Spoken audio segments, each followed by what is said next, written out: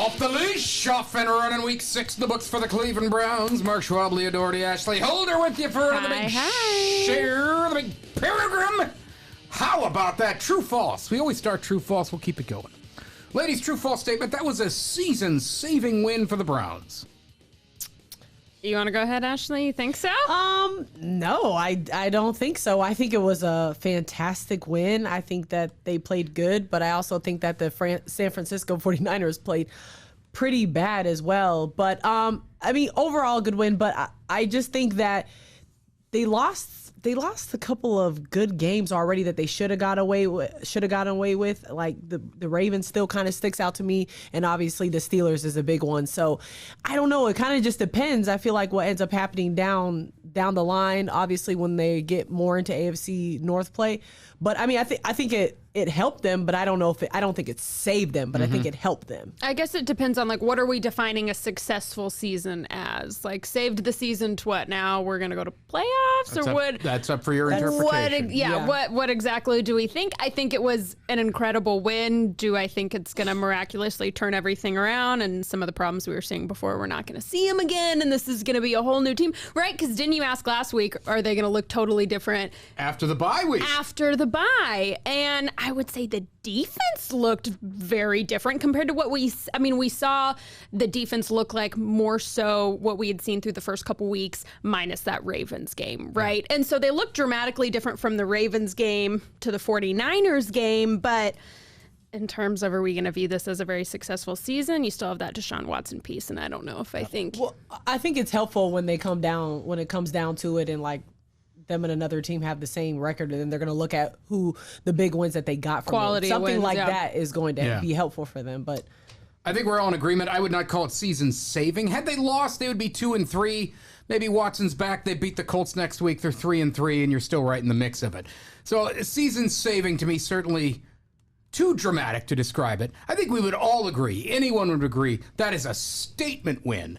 And that is their biggest win of the year. I know they beat the Bengals, and the Bengals could go somewhere, but they were a mess in week 1. Yeah. This was a statement win. I saw somebody describe it as a signature win. I don't know if I'll go that far yet for Kevin Stefanski. I still think that maybe the playoff game in Pittsburgh, even though he was technically in the basement with COVID, that's a separate conversation. However, this is right up there as far as impressive wins, says a lot.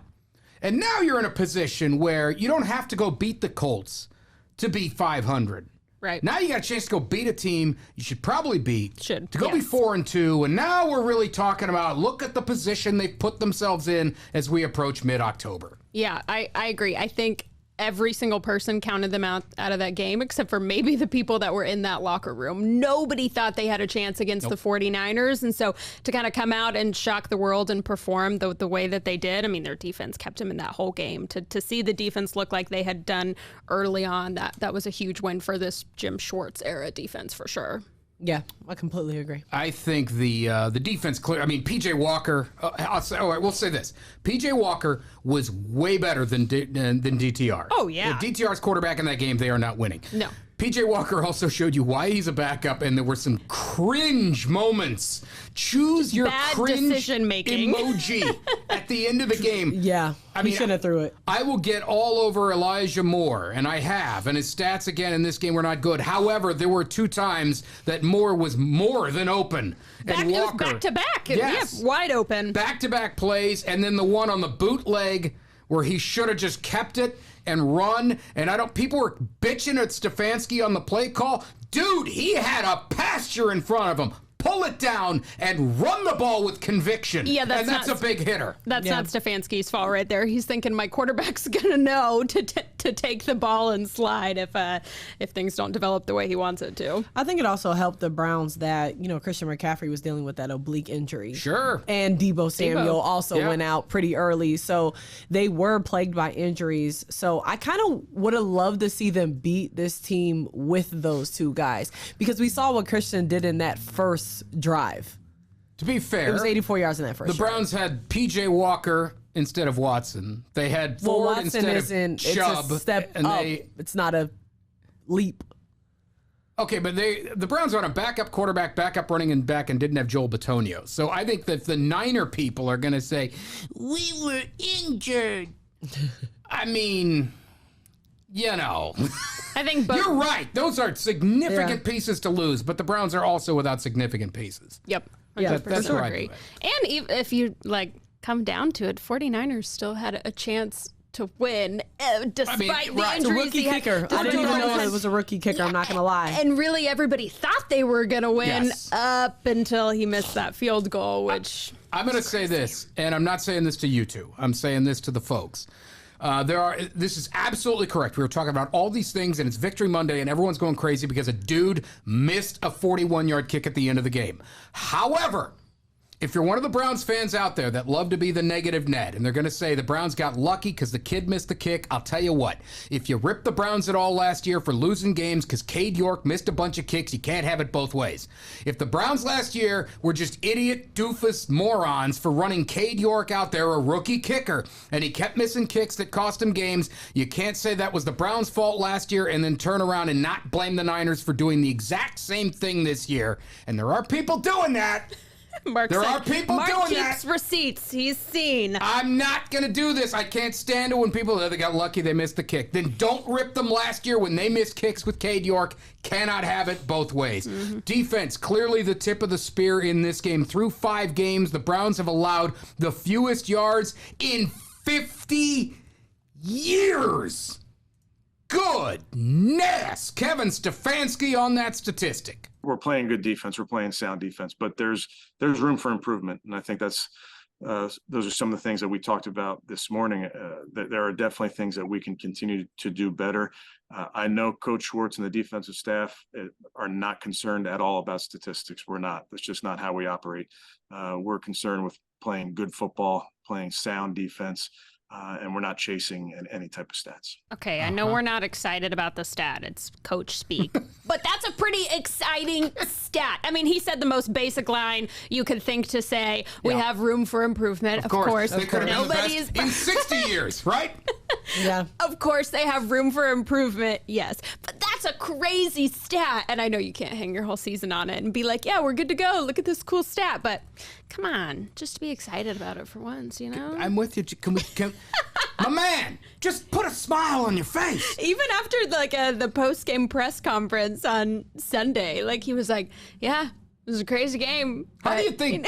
How do you think Dan Campbell would sound if his defense? Oh my gosh, we'd have content for the pod for days. And I'm not saying I need Kevin to go full rah-rah. I get it, but this has been a common complaint with Kevin. I'm not trying to rip the guy here because they just had a big win. It's just a general talking point in this town. Can you give us a little? He's very composed. Just give us a little, because I know people that have talked to him a little more intimately, and he's a great dude, and he's supposed to be a great guy to talk with, and he just doesn't let the veil down. Let it down, Kevin. Show us something. Come on the pod, Kevin Stefanski. Maybe we'll get a little, we'll get something. Yeah. Tribe used to have a manager like that, Eric Wedge. You get him without the mics rolling, he'd get you want to run through a wall. Mm-hmm. You on a press conference, and it was like, blah, blah, blah, blah, blah. Oh, Wedgie, come on, man! Same deal. Give us something. I think it's awesome that, at least week to week we can talk about the defense. I just don't see it being enough down the line. I just really don't. I think you gotta score. I just think that they're gonna be the only thing that is talked about on this team. I really do. And then you look at what's 7 games, either next 7, 5 are on the road. Yeah, they got a lot of road games. They games. have a 5 or 7 stretch coming up. Man, it's just the defense is awesome, but that's just, I don't believe defense wins championships. Well, here's what you're getting at. At some point, we need to have shows like this where we're talking about the offense. Right. It's it's so hard. Like I said there, I was wanting to get so excited and I want to bring them down. I'm like, yeah, it's momentum. But if you go out and you lose to the Indianapolis Colts next week, it's like. With Gardner Minshew. This is just stupid what we're talking about, to be honest with you. I really hate that. And they will get Colts. I mean, obviously they don't have Richardson. They've got Minshew, who's he's probably one of the top backups in the league. Clearly they can run the ball, even without Richardson. Moss has been fantastic. I knew people that were really high on him coming out of the draft. Which is crazy because he didn't do nothing with you guys with the in Bills. Buffalo. Didn't do nothing. There's a guy I follow. His name's Matt Waldman. He runs mostly in fantasy circles. A lot of people know that name. But Matt, he always does the skill position guys for fantasy purposes. But running backs are really his thing. He studies them historically. There are NFL teams that will actually buy his content and get his opinion on some things, especially running backs. He was huge on Moss, and clearly Moss was not a hit in Buffalo when you were there. Sometimes you wonder, man, was that just a situation or what it was? That guy has been awesome this year for the Colts. They got him coming in. We all know what Taylor is. They will be trying to run the football. This defense will have another test next week. And the thing is, they didn't have Christian this week.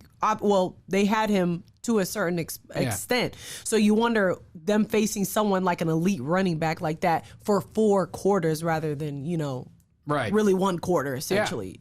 I do want to see that. And that McCaffrey this week, Moss, Taylor, full Hundy, if you will. It's definitely a different kind of running back, but as talented as CMC. Moss is what he is. I think he's finally breaking out, but we'll see what the defense does. Next week against the Colts, talking about the running game, let's keep it here in-house with the orange helmets. Do you feel we have reached backfield by committee at this point? Ford, 17 carries. Kareem Hunt, 12. I feel like we're there. I think, I would agree with that. I mean, this was really the first taste we saw of Kareem Hunt. We really hadn't seen much of him. I know he said, Stefanski said it would take a couple of weeks to kind of get him acclimated with everybody in the system and everything all again. And so this we could see how much more they were utilizing him. He had that first touchdown of the season. And so, I think this is what they do moving forward. I don't think there's one that's clear head and shoulders better than the other that they're going to be going with. I know Jerome's their guy. That's who they want to give the bulk of the reps to and hope that he's their guy that they can keep going with. But I really don't see it being that. I mean, he had 5 more. Ford had 5 more carries than Hunt. Hunt had 2 more catches and 1 more target. I mean, how many yards do they both have? Let's see. Hunt was 12 for 47. Ford 17 for 84. And then through the air, Kareem caught 3 for 24. Ford was 2 for 7. And backfield by committee. If you're at 1A, 1B, that's backfield by committee. Yeah. And for me, this is at least through 1 game. That's backfield by committee. 1 game out the bye. Hunt now a little more time back with the club. So we wonder how much more Kareem Hunt we get going forward. I mean, those are the only options. I won't say only options you have. Yes, there's depth in that at that position. But I mean, those are your guys. Yeah, you have to use running backs. So it's not like that they did something magnificent. They ran the ball. They ran the ball. Nobody had a dynamic game. No. I don't know. I'm going to start being a drag on here. I'm going to be the one to be like, what did they do? That's the most we've seen from them, though. Right, but that's crazy that we get excited about. We get excited when they take baby steps forward. Yeah. Right, and it's cool because when they take these baby steps forward and they're like, man, we got it. They're going to be 8-9. So 8-9. I'm just saying. I'm just throwing a number out there. I'm just saying. I'm not saying that's what they're gonna be. I'm just being sarcastic. I got you. But if they do end up 8-9, I would like to clip this. So to remember this. We have her receipts from defense being number 1 at the end of the year. Folks. Now we've got your receipts for them 8 and 9. We'll see. No, okay. Well, I'm not saying that. I just happen to say it. But if they do finish 8-9, then I'm gonna own it. What you're saying is you can tell us a story where they're 8 and 9. Right. And that's fine. I feel like but it was good to see Jerome and Kareem use their legs, get some touches and things like that. I think it shows like Leah said, it shows promise and that it can be done to a certain extent, right? And Amari too. You just talked to him this week, and he needed to have a good game, and that's what Eric and Josh were saying on tailgate. And look, comes out 108 yards.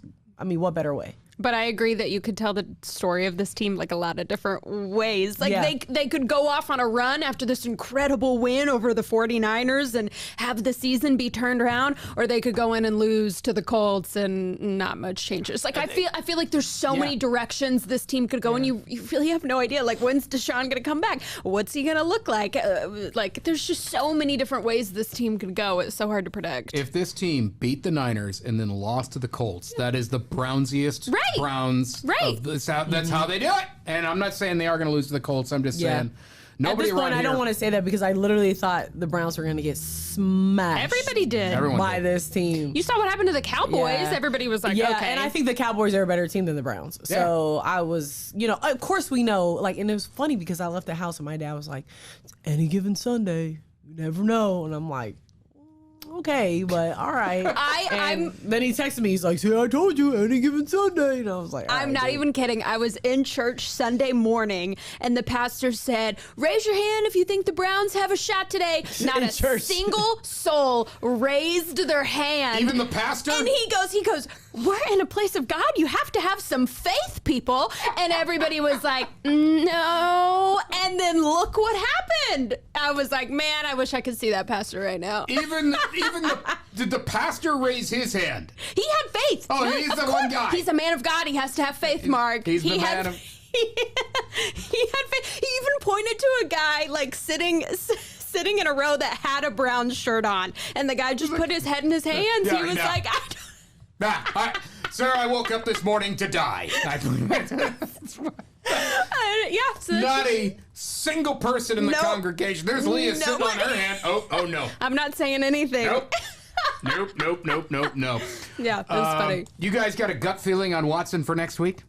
I say no. And that's not really based on anything other than the fact that we know a whole bunch of nothing about this. And depending on what it could be, it could take several weeks. And if they're not all we're hearing is he's moving in the right direction. He's moving in the right direction. We're not How do hearing. you move in the wrong direction when you're doing nothing? Right, like we haven't heard he's making remarkable progress, and so I don't know. Not that they would tell us, because then that tips off the Colts that he could be playing. But I don't know. I just feel like no, but it's not based on anything. We have no idea what's going on. You got a gut feeling? I think that he will play because I think it's ridiculous at this point. He's already missed 2 games and the bye week. So in my mind, what I'm saying is he's missed 3 weeks, Yeah, right? you're fair. That's fair. Even though there wasn't an actual game for one of those weeks.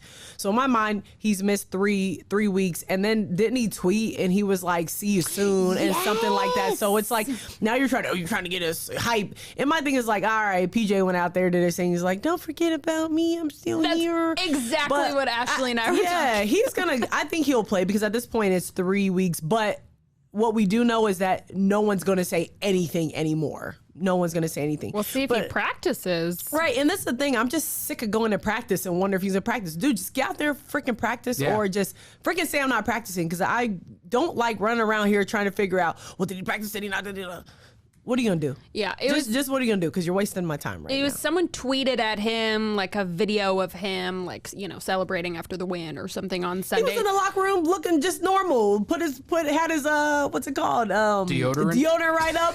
I can't think of the name. So he can lift his arm. He lifted his arm. Not saying he couldn't lift his arm, but he was just in there smiling and looking. I'm like, well, you don't look hurt. No, but he was doing that. But of course, maybe you just don't look it.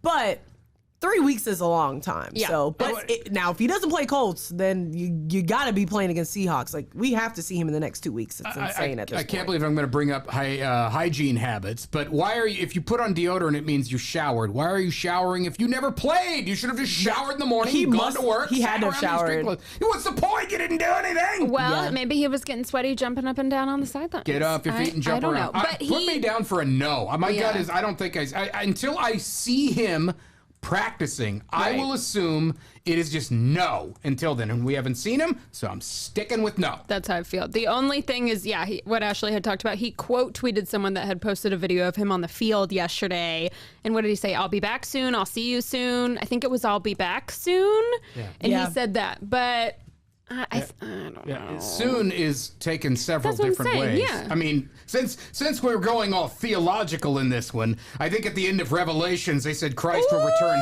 soon, and we're still a couple thousand years Many thousands of years. Yep. waiting. It'll happen at some point. However, It's I think all Watson will play. relative. Watson will take thousands of years. Okay, he said "see you return. soon." So, yep, those were the exact words with a 100 emoji. So does that mean he's feeling 100? If he's feeling 100, why wasn't he playing? Maybe he felt 100 after the game, decided he was okay. After he saw them win, after he saw PJ Walker get to kind of lead them to a win, he was like, okay, I got to be back. No more undefeateds. Browns knock off the Niners. Jets defeat the previously unbeaten Eagles. Obviously, they are on a backup quarterback as well in Zach Wilson. Which is the bigger upset for you? I'm going to say the Browns. I think the Browns were the bigger upset. Why do you feel that way? Because I don't think not that I think Zach Walker is very good. I just don't think PJ Walker is that good. I think Wilson. Yes. PJ Walker, Zach Wilson. Zach don't Walker think against Wilson's- PJ Walker. Sorry. I just don't think. It's just funny. I don't think Walker is that good. I don't think Wilson's very good either. I just feel like. You think that also- Walker is less talented than Zach Wilson? Yes, basically. I do. Yes. Okay.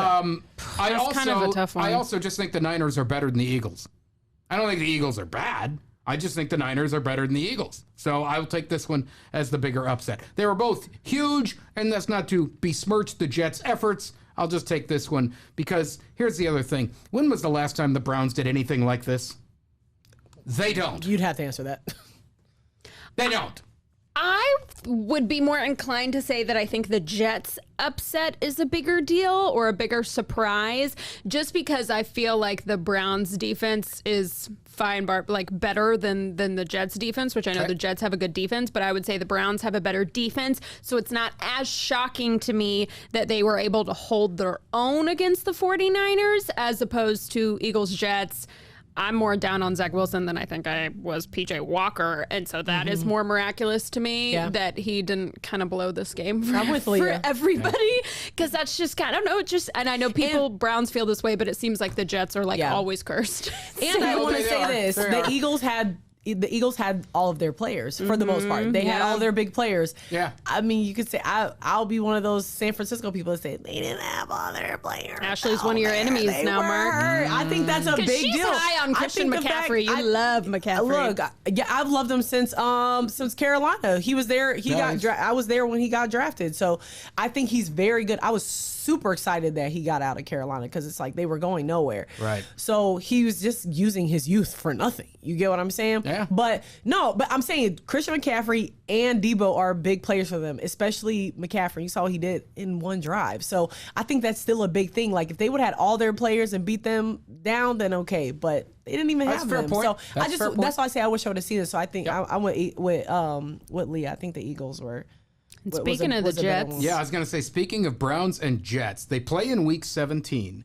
And I think the universe had rubber stamped that as a win because of what happened with the Jets, losing Aaron Rodgers. CBS Sports had a report on Monday that Rodgers might not even be back for that game. He might be back by Week 15. Which when exactly, what are the dates of that? What's Week 15?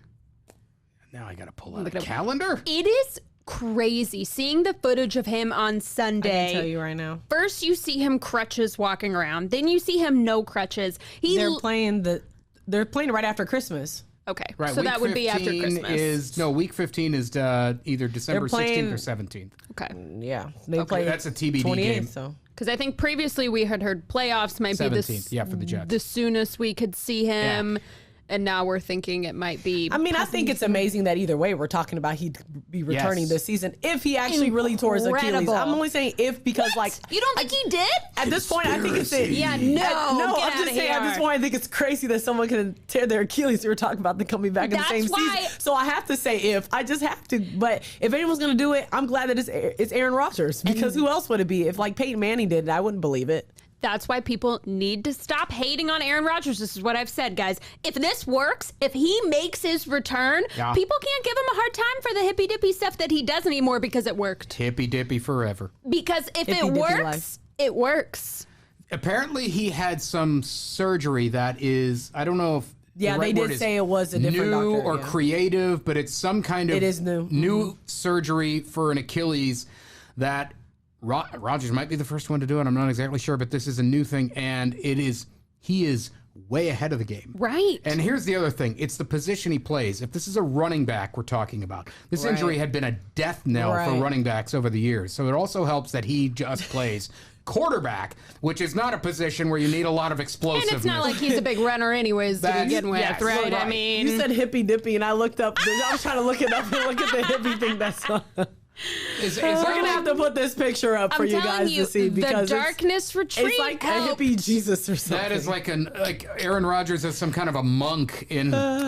Never in my life did I think as a sports reporter in Wisconsin at my last job that one of my jobs would be monitoring Aaron Rodgers coming in and out of darkness and seeing if we would have a decision, waiting to see what that may be, on my phone, watching Pat McAfee every week, literally going on live, talking about him going into a darkness retreat, what it looks like, the things he's eating, his cleanses. I had to research all of that. This is hilarious. This is why you went to school to become a sportscaster. I will say this though. I do think it's amazing. Like, I can't think of the guy's name that was on the what's his name that he just retired. He's on Amazon Prime now. He was an offensive lineman for a long time with the Rams. Yeah. So with he him, is a former Bengal that then went to the Rams on loan. My bad. Excuse me. Show some respect. Excuse me. So between Whitworth and quarterbacks, there's some other guys too, I'm sure, but just thinking of, especially him, of like the hits you take on your body at 40 something years old and stuff like that, and to continuously do it. That's why I'm curious to see how long Jason Kelce goes and whatnot. I mean, those hits after hits after hits, especially even quarterbacks too, like the things you have to probably try and do with your body, especially football, because it's way more of a contact sport than basketball and stuff like that. It's just kind of amazing that they play that long. And like you say, the hippie thing, you got to be trying the new things out there and what to do to stay, you know what I mean? To stay young and I guess, whatever. Because it was like Jason Kelce was talking about how he's 35 years old, but his body is almost like a 50-year-old or something. Mm-hmm. Yeah, and it's like insane. Hippy Dippy stuff. The Hippy Dippy stuff. We're looking for anyone that wants to sponsor this podcast, Hippy Dippy stuff. We don't try it though. But I will say, like, everybody thought this could be, Aaron Rodgers would be done. Like, this could be his career, and there's no way he can go out like that. And it's been cool to see. I do want to put out there that I am straight 5 losses on my fantasy team. Oh, yeah, Ashley's terrible team's up to 0-5. I am going to, for the first time, lose every game. The race a straight defeated You should season. get a prize for that. To the bottom continues. Why don't you guys create me a trophy? We'll work on it. We'll get you like a golden toilet brush or something like that. There you we'll go. work on something. Work on that. We'll work on that. Ladies, it has been a trip. Off the Leash Ep 6 in the books. Hippy Catch dippy you next stuff. time.